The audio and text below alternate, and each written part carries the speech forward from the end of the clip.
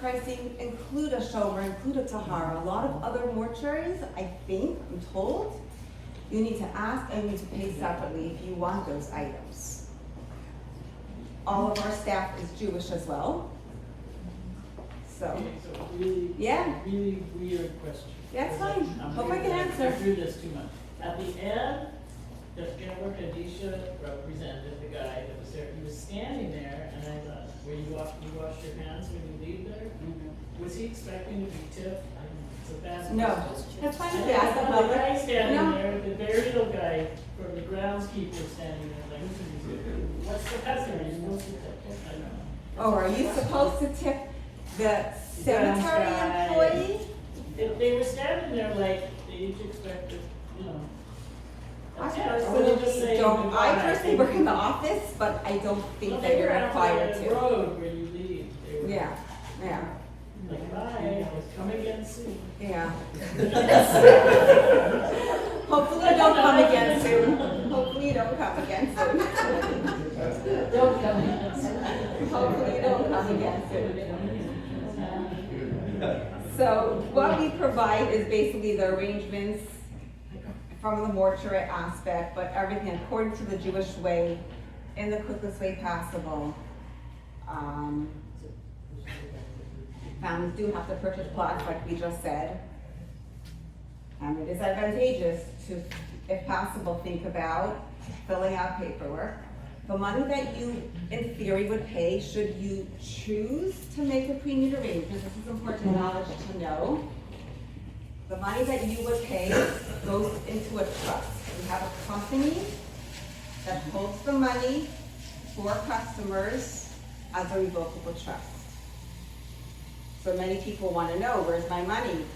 What happens many years down the line? The money sits in a trust and it belongs to you. It's set up as a revocable trust as well. So that even means to the extent that if for some reason, 10, 20 years from now, you move out of town and you don't need, your money's not stuck, you can ask for a refund and get 100% back of what you put in. So in a certain sense, you only gain, you don't lose, because you're locking in this year's pricing with a payment plan very easily, and I'm actually one of the pre-need counselors at the office. So that's pretty much the process, and I'm happy, information, and if I didn't cover anything, I'm happy to answer any questions. We issued service 30 years ago. Wow. One of the very first. Wow. And because of my father's belief, he wanted to make sure he did everything correct. And he's still alive, very sick though. Yeah. And all I did was make a call to you when he passed away, and we took care of the rest. So. You are correct. Doing it all in advance, you pay, lock your paperwork away, don't think about it, and know that it's taken care of. You're correct. Well, my dad wanted to make sure we were doing it correctly. Right. I Yes. actually wanted to use the opportunity to answer the question. I could at least ask that maybe Mrs. Manala didn't want to push herself too much or push the burial society too okay. much. The difference between a burial society that would be associated with another funeral home, obviously there's burial society, every funeral home has to have some sort of a burial society that's going to take care of it. I mean, the difference between using a funeral home, which will do things to varying degrees according to halacha.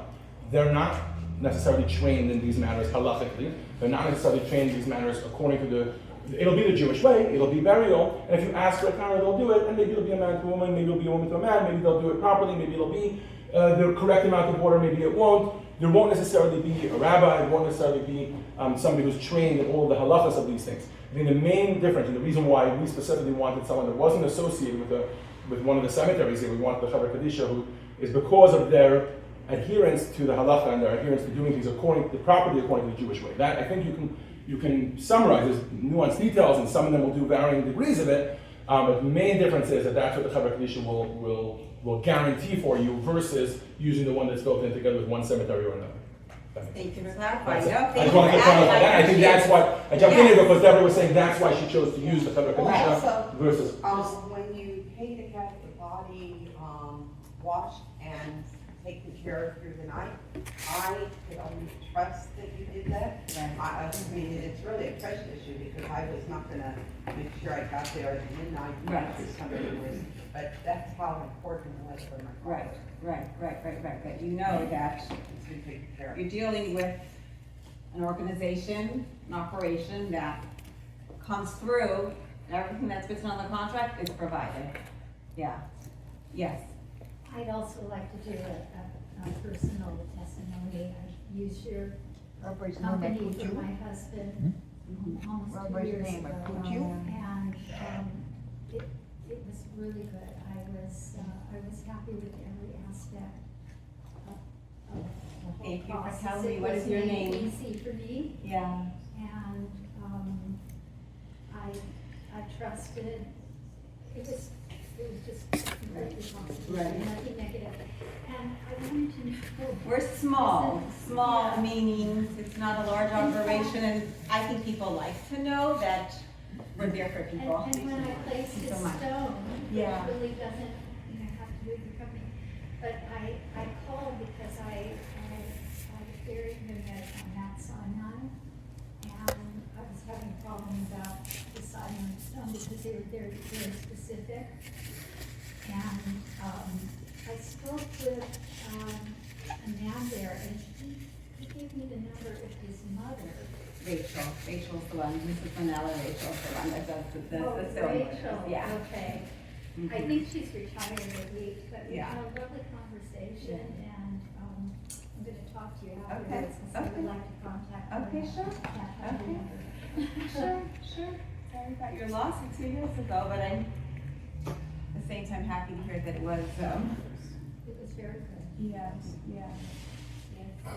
Years ago, before organizations like this became on the scene, the family used to be in Washington. Yeah.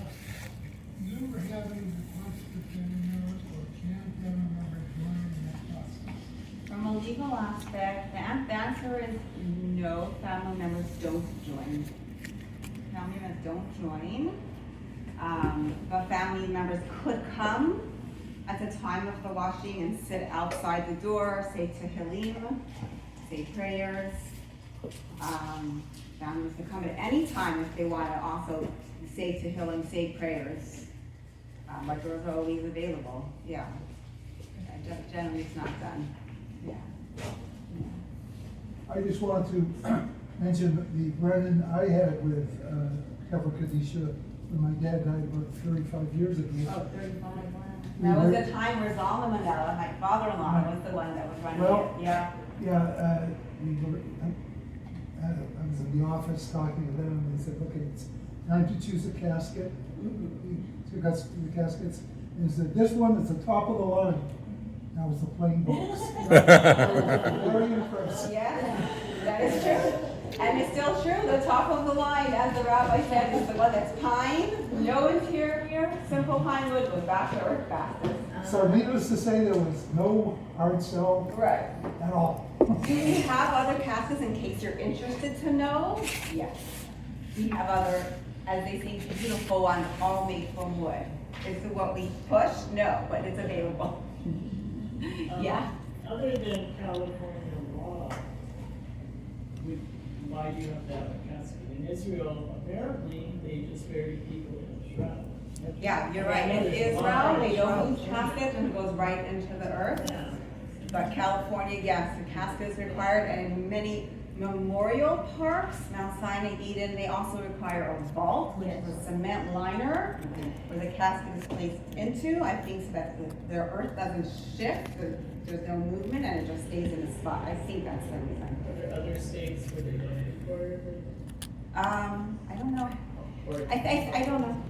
Can I just jump in? Yes, If correct, I'm pretty sure actually California law does not stipulate that you need a coffin. you're right. It's not a state Oh. law. Oh. It's the cemeteries that It's a want it. cemetery law, correct, Nothing to do yes. with the state of California. Yeah. And I think it's even, and the cemetery required even for the vaults, yes. And there are people that get troubled by that because the cemetery has a fee for the vault. Is there a state law? And if you look in the fine details, if you're thinking how much this will cost, at the very bottom, item not included is the cemetery property and the cement vault at the memorial park, which is that liner. Which you can then have crack. Yeah, correct. Yeah, nothing lasts forever, yeah. Whether you can intentionally have it cracked. Right, yeah. So a person in California at least has to be buried in a cemetery. You cannot put them in an unmarked or grave somewhere else. In their backyard, something like that. Is that the law or who knows? That's a good legal question. Let's I say don't know if anybody that is in their backyard, I don't know the answer. I know. Good. Does anyone have an interest in seeing what burial shroud looks like? I don't know if you. Absolutely, please, yes. Okay.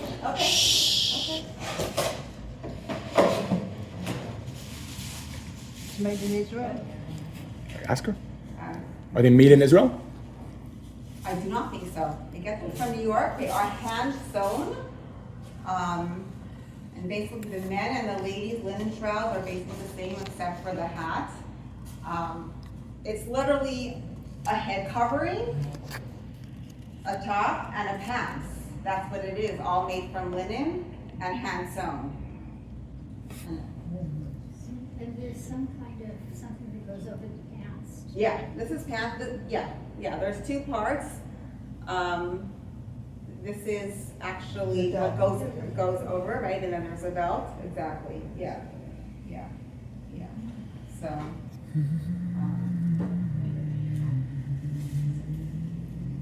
this is a carving that goes on the face.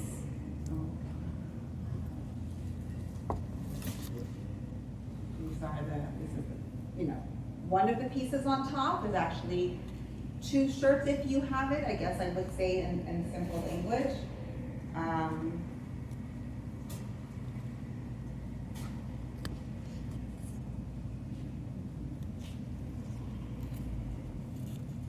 Basically, these are the pants that are used. And everyone's the same and everyone gets the same, as the rabbi said. We generally don't put anything in the casket other than the person that passed away, dressed in shrouds.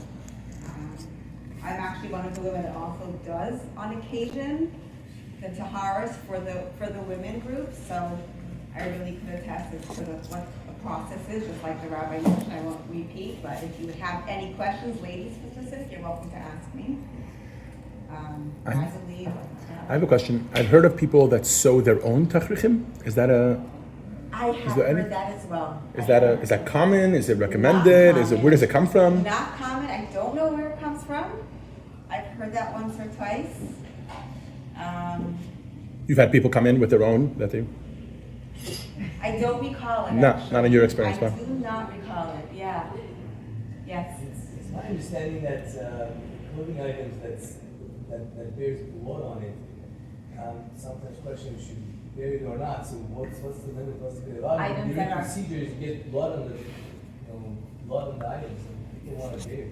We do bury the blood, just like the rabbi mentioned. That means if the deceased comes in clothing or hospital clothing, we do cut out the blood and we do, Cut it out. bury the material with the blood. Yes. Buried in like a separate bag. and throw it into the casket. Correct. We'll put it in the Cut bag, out so pieces it's to have blood on it. just done in a very respectful way. So it doesn't go into the shroud together with the person. It goes separately. We put it like in the side and put it in a bag and just put it in the casket with the body. Yeah. The rabbi mentioned the fact that most of the time all this garment is talim. And he said something about the fringes being removed. Is that all? So for the men, I'll let the rabbi actually answer that. The tali is put on and they do. So I'm happy to weigh in on that. It's actually a very interesting question because this ties in my presentation, Rabbi Enoch's presentation, and this is another presentation. We spoke about how once the soul leaves the body, it can no longer engage in physical mitzvahs, right? In other words, it's no longer obligated in mitzvahs, and it no longer has that privilege to those mitzvahs. So mitzvahs are an obligation, and so there's a responsibility, but they're also a privilege that we get to have in order to be part of this grand mission that Hashem has to the world to make the world a better place. Tzitzis is one of those. What is the mitzvah? The mitzvah is essentially that every four-cornered garment, if the garment has four corners, you have to put on fringes, right? Once the soul leaves the body, they're no longer obligated in that mitzvah. This body by itself, because it doesn't have a soul anymore, is no longer obligated in that mitzvah, and as a result, because it doesn't have the obligation or responsibility, it also doesn't have the privilege to do so. So as a result, so that's the part that I was talking about, and then he was talking about that they cut them, and the reason why that's not on a practical level, which is what she's talking about, is because we don't, that body is no longer obligated in that mitzvah, so the tzitzit are invalidated. What? Oh, how it's done practically, I don't know. Maybe Rabbi Enoch can talk to that. What do they do? They cut them? What do they do? It's cut with one of the strings that connects Separate the it. actual garment, separate, and that invalidates the kashrut of the cut. So they cut it where it's attached to the vega? You don't cut the whole tzitzit off, just one piece. Oh, just one piece. Okay. So that's the calculated. I want to. I have my father's, which is very, over many years, has been a sort of social remembrance and strength. You say a talit from your dad that you wear today? No, I'm talking about the fringe from his talit. That when they cut it off at the time, you held on to it. Wow. That's true. There's just one string. Well, they cut the whole thing off. But only one corner, not all four. Well, they took it from the garment so you have all the strings. I just wanted to talk about the weather just for a second. It's actually interesting. This ties into another aspect, which is for the living. Which I like to look at. Everybody in this room is living until 120, and then we'll reassess. When we go to a cemetery, actually, one of the things that men do is we take the tzitzit and we hide them, whether that's in a pocket or with your shirt over it or whatever it is. And the reason we do that is because it's insensitive to walk through a cemetery where there's a whole bunch of bodies with a little bit of the soul remaining, like Romano mentioned, and they cannot do these mitzvot anymore. For you to just prance around saying, "Ha, we can do mitzvot." In Hebrew, it's called loeg larosh, which means you're kind of making fun of them. You're kind of it's insensitive. You're teasing them, I guess would be the proper English word. So it's that same aspect of when the soul is in the body, we do mitzvot. When the soul leaves the body, they can no longer do that. And there's a lot of sensitivity to that. It's interesting, in one of the cemeteries, there was a guy that, was there wanting to pray with his family members, I guess to make a reunion. Minion. And his fringes were everywhere, so. So that was inappropriate. It should be. That was improper. Yeah, it should have been. Yeah, it should have been hiding while you're in the cemetery. The last thing you know, Yeah. we did the service. Yeah. My father-in-law, and we were very satisfied. Yeah. Everybody was very cordial.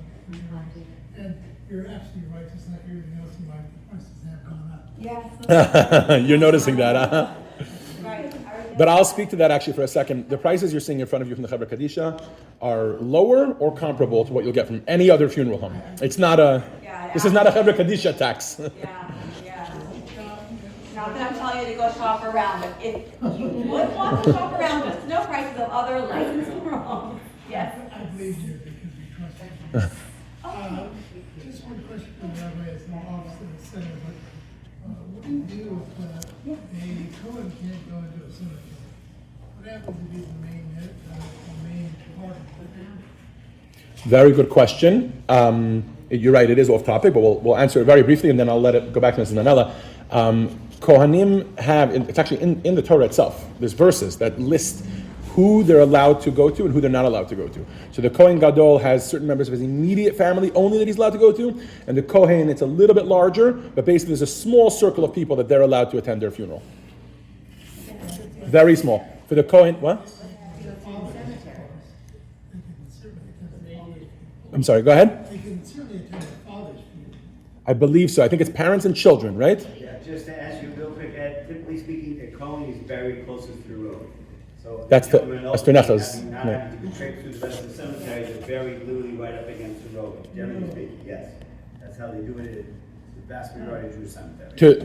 To clarify, that's because of what Esther Necha was asking, which I was getting to next, which is they're allowed to be in the vicinity of their own parents, but not for other people. They're not allowed to walk through the cemetery where other people are buried. So that's the way around that. But they also wear the box around them. Yes, that's another. Yeah, well, that's if it's not at the edge. Yeah. Ms. Sanoka was gonna. Same point. Oh, I'm sorry. I just want to throw in one thing I forgot to mention earlier. someone asked me about it. Our tradition, again, I mentioned some people traditionally would like to be buried in Israel, if possible, if they can, or if they desire to, we cover the can arrange that as well. Right. But what we do as part of the Tahara is we put a packet of earth from Israel into every casket. So, someone that asked that, and that's supplied by the Kavakdisha, so everybody who is buried through the Kavakdisha has some earth from Israel. Sure. It's inclusive Yes, in. yes, that is true. And that's Thank you directly, for mentioning that, that is true. and that's directly tied, by the way, to the whole, everybody coming back when Mashiach comes. So when there's a little bit of Afar Eretz Yisrael, the dirt in the land of Israel in it, so then that helps to connect them with the land of Israel.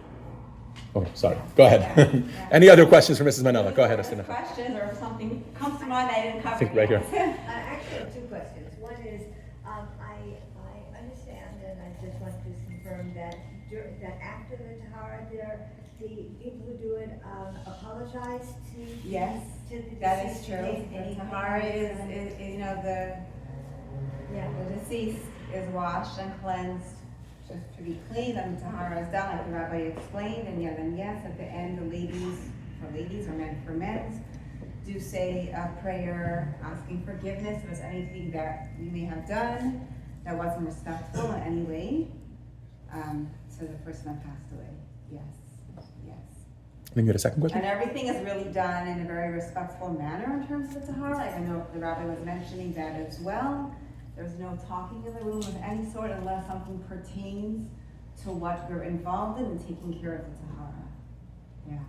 My other question may not be as appropriate to California or to Okay. the United States. Okay.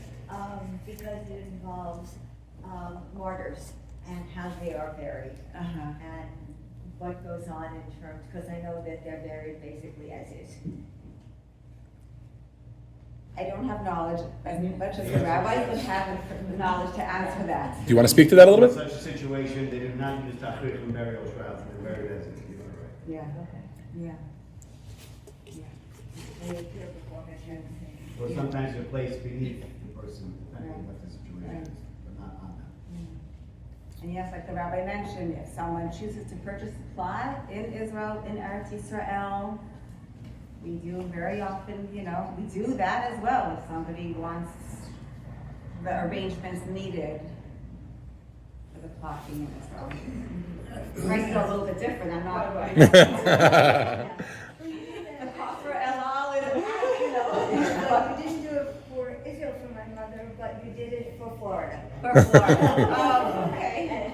Long time ago. Okay, long time ago, right? If somebody calls and they have a plot in another state, it's still possible to do the preparation, make sure the Tahara is done, make sure there's a shomer, make sure that we try to expedite everything as quickly as possible so we could get that person that passed away on an airplane and connect to the other state, definitely. So that you guys handle, when it's a situation like that, you guys will handle everything from this end, including the transportation, Everything on this end. and communicate with the funeral home there. Communicate with the funeral home and in the other state. Oh, yeah, yes, yes. That's a good question. Just have knowledge, doesn't mean you're planning that. I think Miriam in the back has a question. Go ahead, Miriam.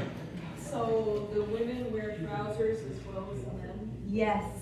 And what Yes. about foot coverings? Are there feet covered?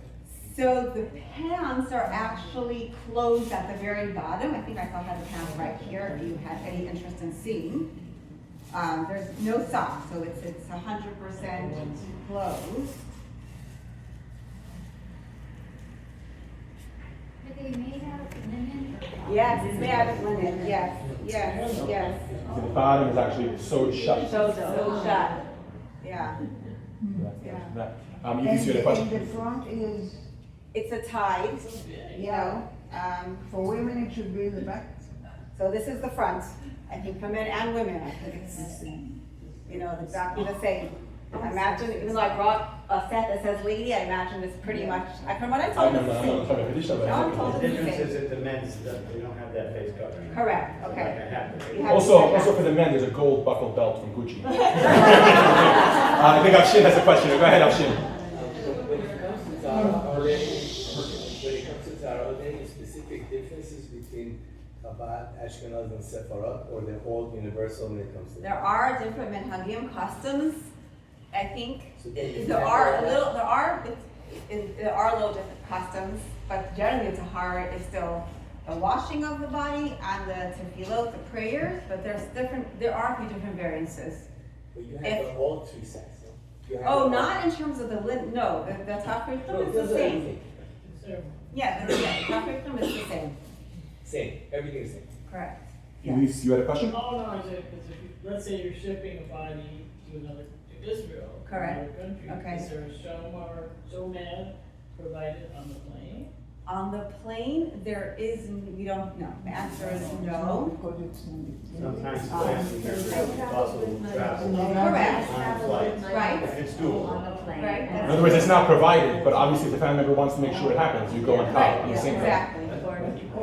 I traveled You with my traveled mother. with your mother, so she was in the home and you were, Yeah. And I was you had a in- seat on that. Yes. So that's an interesting point, it goes on, a regular passenger plane?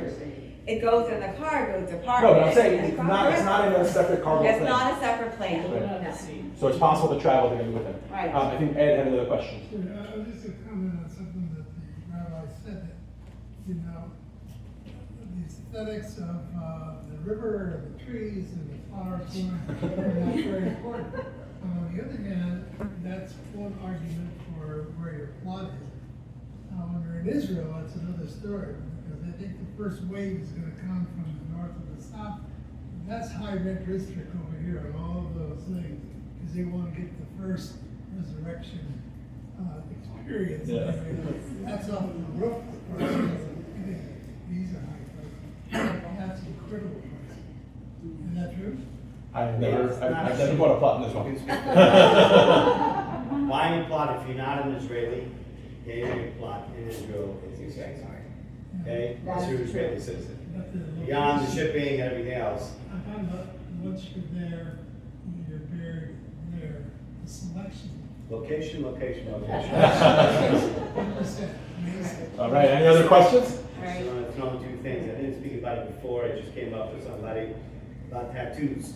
The myth that we don't bury Jews who have tattoos. It's not true. You're not supposed to get tattoos, halachically, but if somebody doesn't have a tattoo, then they are still buried like a Jewish burial like anybody else.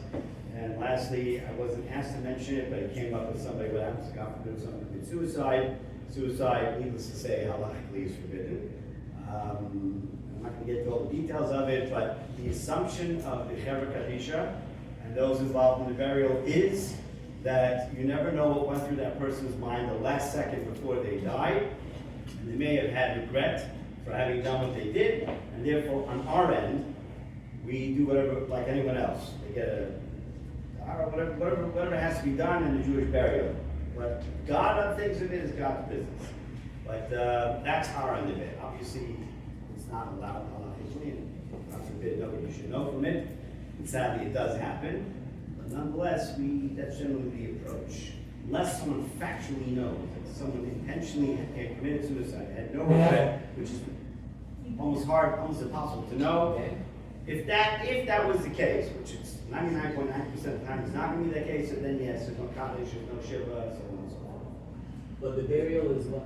The burial, what we do is we bury them like anyone else, unless one absolutely factually knows, so then they're buried on the side, on the perimeter of the cemetery, but it's not commonly done that way, at least in my experience. Correct, from what I understand, yes. I just mentioned, I was not going to mention it, but someone asked a question, so. Yeah.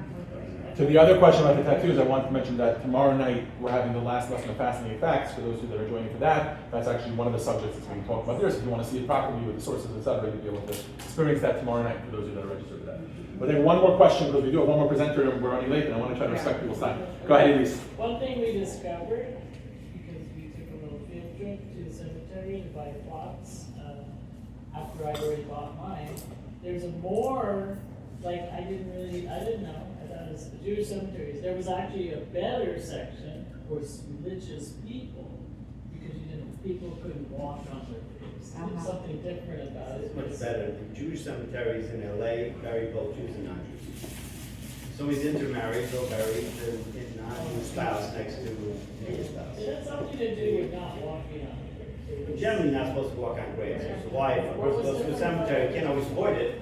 You should just ask forgiveness from whoever was around. I'm sorry for disrespecting you. I mean, physically it's not always possible. Something that explained why it was. That's the difference between the Orthodox quote-unquote section of some cemeteries, not many then. Cappadocia owns a section in the Home of Peace, correct? Yes, correct. That will Yeah. only allow Jews to be buried there. They have their own, they bought how many plots are left, but whatever it is, Not they many own plots that. left, The guarantee that that's only correct. Jews are buried in that In area. that section, yes. I want to take a moment to thank Mrs. Manella for coming out here, all the way from Los Angeles. And I want to encourage you all to make sure you have these, take these with you. These are prices, forms, and probably most importantly is Naomi's card, Mrs. Manella, Mrs. Naomi Manella. This, take her card, you're able to call her, call the office. At least now you call, you'll know exactly who you're talking to. She was here, I remember I saw you. It's interesting, we were supposed to have Yossi, who I think doesn't work in the office, right? You do more than He's the funeral director in the town. No, but I'm saying, it's interesting that you work in the office. Yes. So when people call, Right. that's your face and a voice that you know I do work in the now. office for the So last that's 5 pretty years, cool. so yes, if you call the office, you can ask for me. Yeah, yeah. Okay. Yeah, okay, thank you very much. We are now going to introduce, thank you so much, Mrs. Manella, for coming out here. Thank you. Really appreciate it.